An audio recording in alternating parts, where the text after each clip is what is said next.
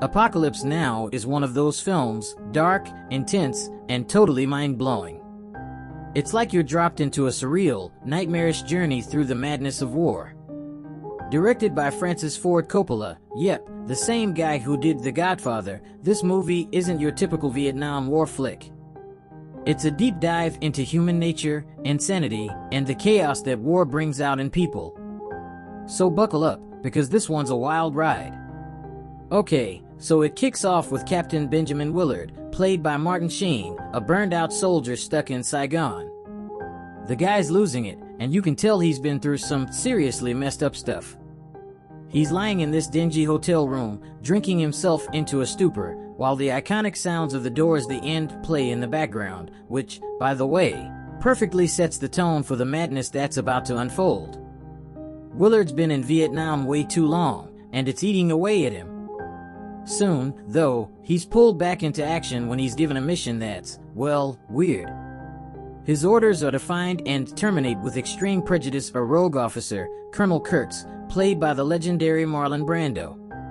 Kurtz has gone off the deep end, leading a group of followers in the jungle like some kind of demigod.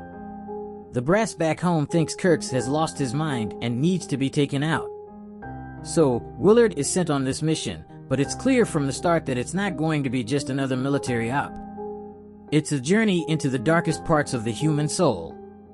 Willard hops on a boat with a crew of misfits, including the chill surfer dude Lance, Sam Bottoms, trigger-happy chef, Frederick Forrest, and the young, naive Mr. Clean, played by a very young Lawrence Fishburne.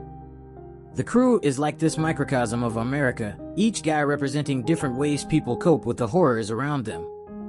And the further they go upriver, the weirder and more surreal things get.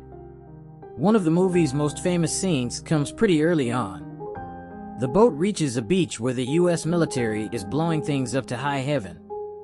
This is where we meet Lieutenant Colonel Kilgore, played by Robert Duvall, in a performance that just oozes swagger. Kilgore loves war, like, way too much. He even blasts Ride of the Valkyries from helicopters as they attack a village. He's obsessed with surfing, even in the middle of a battle, and drops this classic line, "I love the smell of napalm in the morning." It smells like victory. I mean, it's both hilarious and disturbing how casual he is about the death and destruction around him. As Willard and his crew head deeper into the jungle, things start to get increasingly trippy. The jungle itself feels like a character, mysterious, suffocating, and full of danger.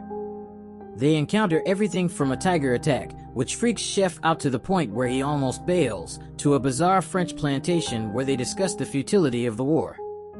It's like every stop on this river is another layer of insanity. By the time they reach Kurtz's compound, the whole vibe shifts from war movie to something almost mythic. Kurtz is this godlike figure, half hidden in shadows, who speaks in riddles.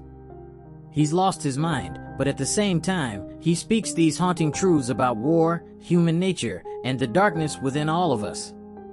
Brando is magnetic here. His performance is chilling, with his deep, slow voice making every word land with weight. The climax of the movie is one of those moments where you feel like you're witnessing something profound and disturbing at the same time. Willard confronts Kurtz, but instead of a typical action movie showdown, it's this slow, symbolic scene.